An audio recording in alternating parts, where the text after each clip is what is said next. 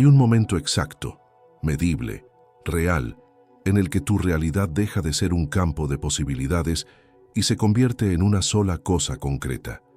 Y la mayoría de las personas no tiene la menor idea de que ese momento existe, ni de que ellas mismas son quienes lo provocan miles de veces al día, casi siempre en la dirección equivocada. Lo que vas a entender en los próximos minutos no es una metáfora inspiradora, es un mecanismo, uno que la física confirmó en laboratorio y que Aldous Huxley llevó directamente a la experiencia humana cotidiana. Y al final de este video vas a saber exactamente cómo convertirte en el tipo de observador que hace que ese colapso trabaje a tu favor, en lugar de en tu contra.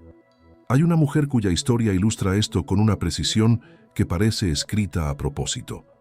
Se llamaba Marcela. Tenía 39 años, vivía en Guadalajara, trabajaba como contadora en una empresa mediana. Llevaba 4 años intentando cambiar de puesto, de ingresos, de dirección profesional. No por flojera ni por falta de preparación. Había hecho cursos, había actualizado su currículum, había aplicado a docenas de vacantes, y cada vez ocurría lo mismo. Llegaba a la entrevista final y algo se desmoronaba. El puesto se lo daban a otra persona, o la empresa cancelaba la posición, o aparecía un candidato interno de último momento. 4 años. El mismo patrón, una y otra vez, con tanta consistencia que dejó de parecer mala suerte y empezó a sentirse como una sentencia.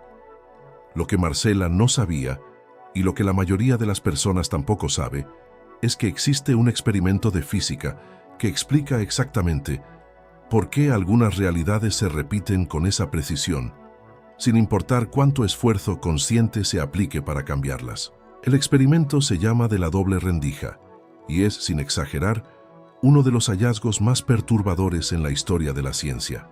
Cuando los físicos dispararon electrones hacia una placa con 2 rendijas, sin observar por cuál pasaban, el resultado en la pared del fondo fue un patrón de interferencia, como el de una onda. Eso significaba que cada electrón, de alguna manera, pasaba por las 2 rendijas al mismo tiempo.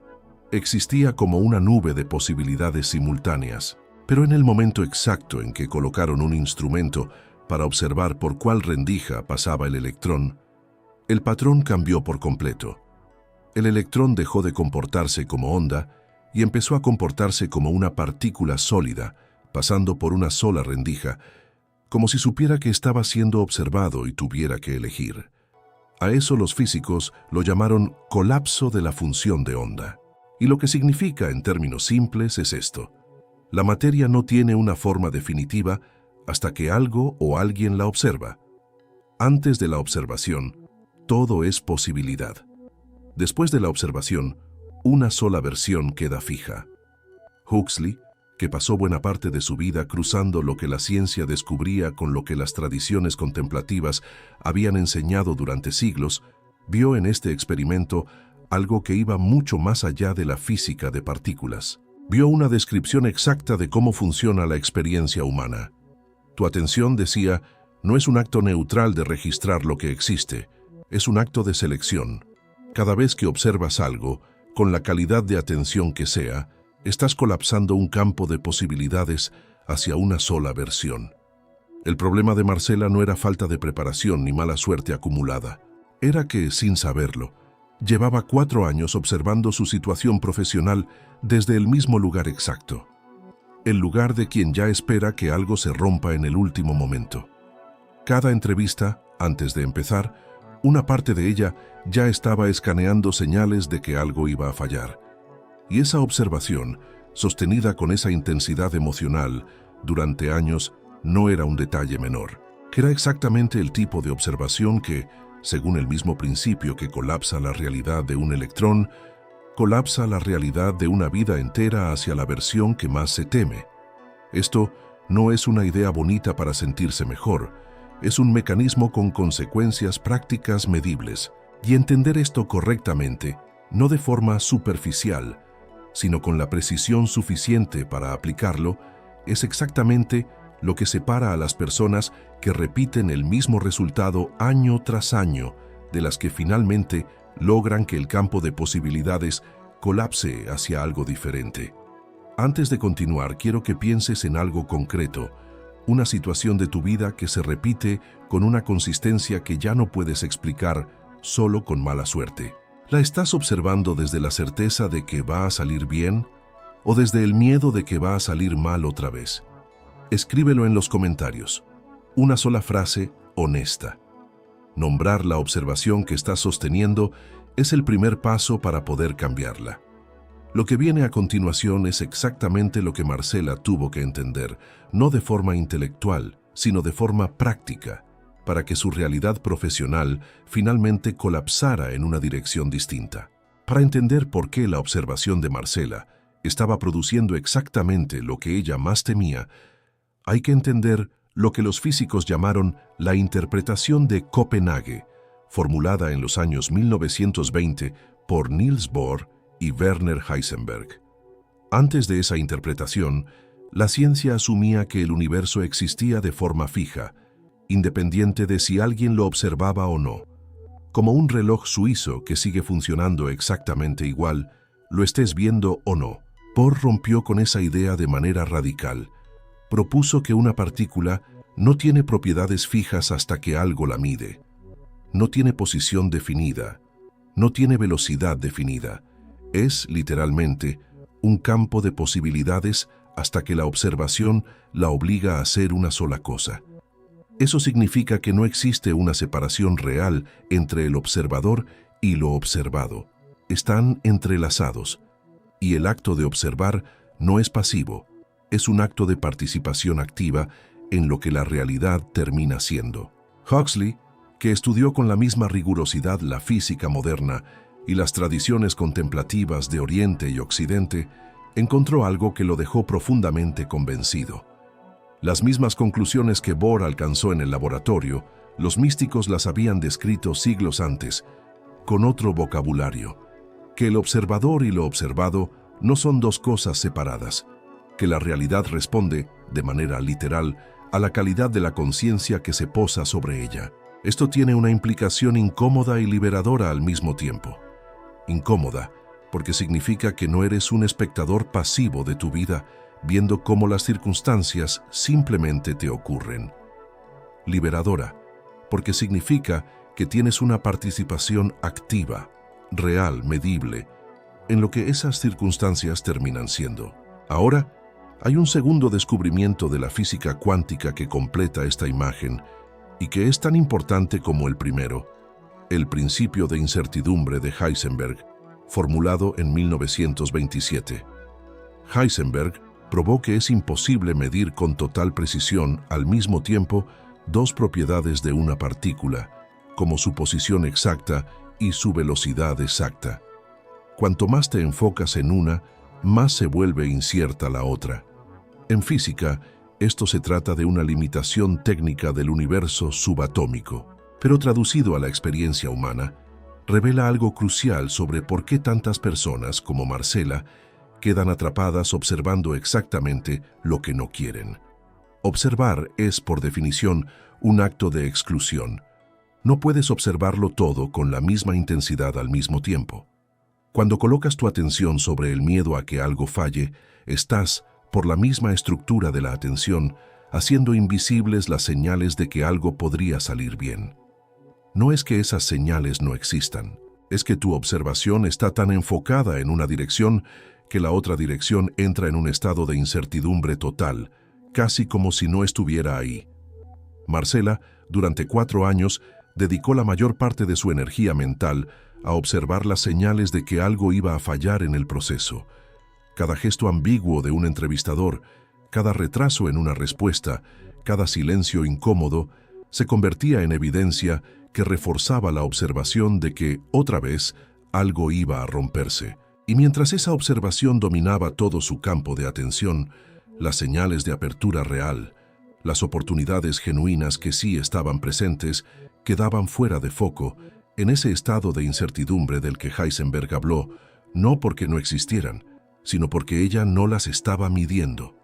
Esto explica algo que mucha gente experimenta sin entender por qué ocurre, la sensación de que cuando estás ansioso por algo, no hay salidas visibles. No es que las salidas hayan desaparecido, es que tu observación está tan fija en la amenaza que las posibilidades de solución quedaron literalmente fuera del campo que estás colapsando en realidad concreta. Aquí está la pieza que conecta todo. Convertirte en el observador que colapsa la realidad a tu favor no significa ignorar lo que está mal, ni fingir que todo va perfecto. Significa entender que tienes que elegir de manera consciente qué parte del campo de posibilidades vas a medir con tu atención.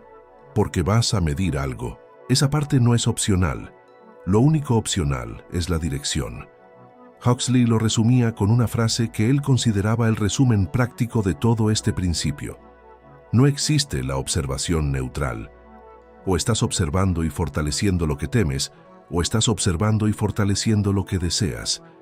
No hay punto medio porque la atención, por su propia naturaleza, siempre está colapsando algo. Si sientes que esto está describiendo un patrón real en tu vida, dale like ahorita y suscríbete al canal. Lo que sigue es donde esto se vuelve completamente práctico, con lo que tu propio cuerpo y tu propia biología tienen que ver en todo este mecanismo. Hasta aquí hemos hablado de física, de partículas, de campos de posibilidad. Pero hay una pregunta práctica que necesita respuesta. ¿Cómo se traduce esto exactamente en tu cerebro, en tu cuerpo, en tu vida cotidiana? Aquí es donde entra la neuroplasticidad, y entenderla cambia por completo la manera de aplicar todo lo anterior. El cerebro no es un órgano fijo que simplemente registra el mundo. Se reorganiza constantemente, físicamente, en función de lo que observas con consistencia. Hay un principio bien documentado en neurociencia. Las neuronas que se activan juntas, se conectan juntas. Cada vez que observas una situación desde el miedo a que falle, estás literalmente fortaleciendo la red neuronal que produce esa observación. Y cada vez que esa red se fortalece, se vuelve más rápida, más automática, más difícil de notar como una elección y no como la simple verdad de cómo son las cosas. Esto explica por qué Marcela, después de 4 años, ya ni siquiera percibía que estaba eligiendo observar el miedo. Para ella, ya no se sentía como una elección, se sentía como realismo, como ver las cosas tal cual son. Eso es exactamente lo que la neuroplasticidad hace cuando un patrón de observación se repite con suficiente consistencia, deja de sentirse como un filtro y empieza a sentirse como la realidad misma. Hay un experimento clásico de psicología que ilustra este punto desde otro ángulo. Lo realizó el psicólogo Robert Rosenthal y se conoce como el efecto Pigmalión. Rosenthal demostró que las expectativas de un observador pueden cambiar literalmente el desempeño real de otra persona. Cuando un maestro creía, sin ninguna base objetiva, que un grupo de estudiantes era especialmente brillante, ese maestro, de forma inconsciente, observaba y alentaba la brillantez en esos estudiantes, y los estudiantes terminaban, efectivamente, rindiendo mejor. El observador moldeó lo observado. Ahora lleva eso a tu propia vida. Si tu cerebro está entrenado durante años para observar carencia, podrías estar literalmente rodeado de oportunidades reales y seguir sin verlas, porque tu corteza prefrontal filtra de manera automática cualquier información que no coincida con el patrón que entrenaste para observar. Esto no significa que estés condenado a repetir el mismo patrón para siempre. Significa que entrenar al observador es, literalmente, un trabajo de reconstrucción biológica. Cuando empiezas a observar deliberadamente pequeñas señales de que las cosas pueden ir distinto, al principio se siente extraño, casi falso, como si te estuvieras engañando. Eso es normal.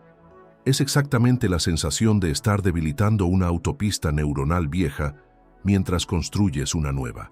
Pero hay algo más profundo que la neurociencia por sí sola no explica completamente, y que Huxley, junto con investigadores más recientes del campo de la coherencia cardíaca, ayuda a completar. No es solo lo que piensas lo que determina la calidad de tu observación. Es el estado desde el que observas. El corazón genera un campo electromagnético medible, y ese campo cambia según el estado emocional de la persona.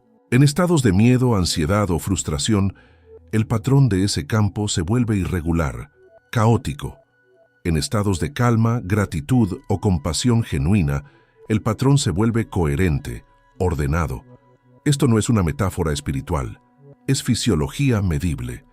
Lo que esto significa en la práctica es que puedes estar intentando observar abundancia, oportunidad, una nueva realidad profesional, mientras tu cuerpo sigue sosteniendo, a nivel fisiológico, el mismo estado de alerta y carencia de siempre. Y cuando eso ocurre, hay una incoherencia entre lo que intentas observar conscientemente y lo que tu sistema nervioso está emitiendo de fondo. La experiencia tiende a seguir el estado dominante, no la intención declarada. Marcela, en algún punto de su proceso de cambio, entendió algo que resultó ser la clave real. No bastaba con repetirse mentalmente que esta vez sí iba a funcionar.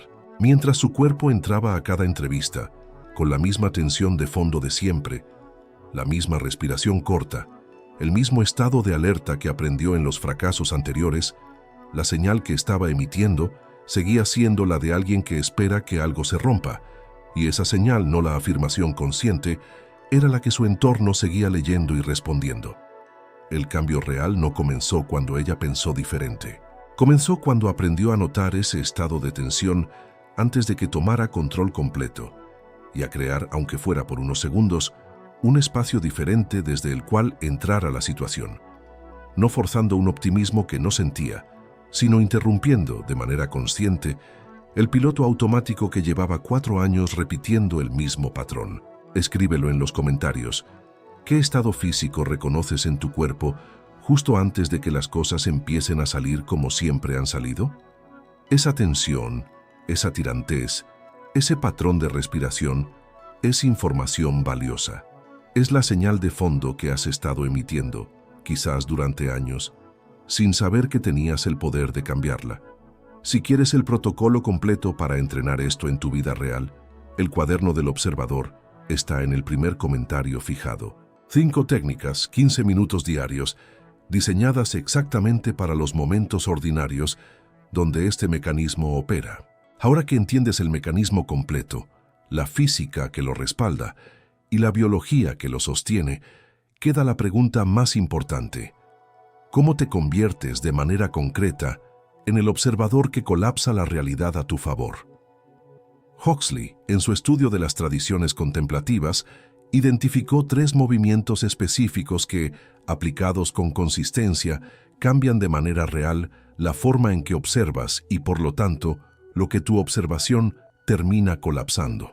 El primer movimiento es lo que él llamaba la identificación del estado antes de actuar. Antes de cualquier situación importante, antes de esa conversación, esa entrevista, esa decisión que llevas tiempo postergando, detente un momento y pregúntate con total honestidad, ¿desde qué estado estoy a punto de observar esto? ¿Desde el miedo de que se repita lo de siempre? ¿O desde una apertura genuina a que algo distinto pueda ocurrir? Esta no es una pregunta retórica, es un diagnóstico real, y la mayoría de las personas nunca se detiene a hacerlo, lo que significa que entran a cada situación importante repitiendo, sin saberlo, el mismo estado de observación de siempre. El segundo movimiento es interrumpir la verificación constante. Esto es algo que Huxley consideraba sutil, pero decisivo. La mayoría de las personas, cuando intenta cambiar su forma de observar, cae en un patrón más disimulado del mismo problema. En lugar de observar el miedo directamente, empieza a monitorear obsesivamente si el cambio ya está funcionando. Revisa señales, busca confirmación, necesita pruebas de que el nuevo enfoque está dando resultado. Y esa necesidad de verificación constante es, en el fondo, la misma señal de carencia disfrazada de prudencia. Es la duda de que quizás no está funcionando, sosteniendo exactamente la incertidumbre que se quiere eliminar. La alternativa no es dejar de actuar, es actuar con compromiso total y soltar la necesidad de confirmación inmediata, plantando algo y permitiendo que el proceso avance sin desenterrarlo cada día, para comprobar si está creciendo. El tercer movimiento, el más práctico de los 3, es lo que se podría llamar la pausa de colapso consciente. En el instante exacto en que sientes que el estado habitual de miedo o tensión se está activando, justo antes de que tome control completo de tu observación, hay una ventana mínima donde una pausa puede cambiar todo el curso de lo que sigue. No se trata de una pausa larga ni elaborada. 3 respiraciones, con la exhalación más larga que la inhalación, son suficientes para que el sistema nervioso salga del modo de alerta automático y permita que la siguiente observación venga desde un lugar distinto al de siempre. Marcela aplicó estos 3 movimientos durante las semanas previas a lo que terminó siendo su última entrevista para el puesto que finalmente consiguió. No cambió su preparación técnica, que ya era sólida desde hacía años. Cambió la forma en que entraba a cada situación. Identificaba el estado antes de actuar, notando cuando la vieja tensión de «esto también va a fallar» empezaba a aparecer. Dejó de revisar obsesivamente cada señal ambigua del proceso, buscando confirmación de que algo iba mal. Y en los momentos donde sentía la tensión activarse, hacía la pausa, consciente, breve, suficiente para entrar a la conversación desde un estado distinto al automático. No fue magia. No fue que el universo decidiera premiarla de repente. Fue que, después de 4 años, observando consistentemente las señales de fracaso, durante unas semanas observó, con la misma consistencia, algo distinto. Y el campo de posibilidades, que durante 4 años había colapsado siempre hacia la misma versión, finalmente colapsó hacia otra. Esto no significa que el cambio sea instantáneo ni garantizado en un plazo fijo. Huxley fue honesto sobre esto. El camino de transformar la forma en que observas no es lineal. Hay días donde el nuevo estado se siente natural y días donde el patrón antiguo regresa con fuerza. Eso no significa fracaso, significa que el proceso es real. La diferencia entre alguien que transforma esto de manera genuina y alguien que no es que el primero nunca regrese al patrón antiguo. Es que cuando regresa, lo reconoce más rápido. Y en ese reconocimiento, interrumpe el ciclo antes de que se instale por completo otra vez. Con el tiempo, los periodos de observación desde el miedo se acortan y los periodos de observación desde la apertura se extienden. No porque hayas alcanzado algún estado permanente de iluminación, sino porque la identidad de fondo, desde la que observas, ha cambiado lo suficiente para que esa apertura se vuelva el clima habitual y el miedo, la excepción que se nota, en lugar de la norma que pasa desapercibida porque parece la realidad misma. Eso es, en términos concretos, lo que significa convertirte en el observador que colapsa la realidad a tu favor. No control mágico sobre el universo, participación activa, consciente, entrenable, en el único punto donde realmente tienes poder, la calidad de tu atención, momento a momento, en los instantes ordinarios donde la mayoría de las personas observa en piloto automático. Si lo que escuchaste hoy resuena contigo y quieres el método concreto para entrenar esto en tu vida real, el cuaderno del observador es exactamente eso. 5 técnicas, 15 minutos diarios, diseñado para los momentos cotidianos donde tu observación está, en este preciso instante, decidiendo qué parte del campo de posibilidades se vuelve tu próxima realidad. Está en el primer comentario fijado. Déjanos tu like ahorita si esto tocó algo real y escríbelo en los comentarios. ¿Qué situación de tu vida vas a empezar a observar diferente esta semana? Una sola frase, honesta. Suscríbete ahorita si todavía no lo has hecho y activa la campanita. Y recuerda, el campo de posibilidades frente a ti todavía no ha colapsado del todo. La pregunta nunca fue si vas a observar. Siempre vas a observar algo. La pregunta es desde qué estado y hacia qué versión de tu realidad vas a dirigir esa atención a partir de ahora. Hasta la próxima.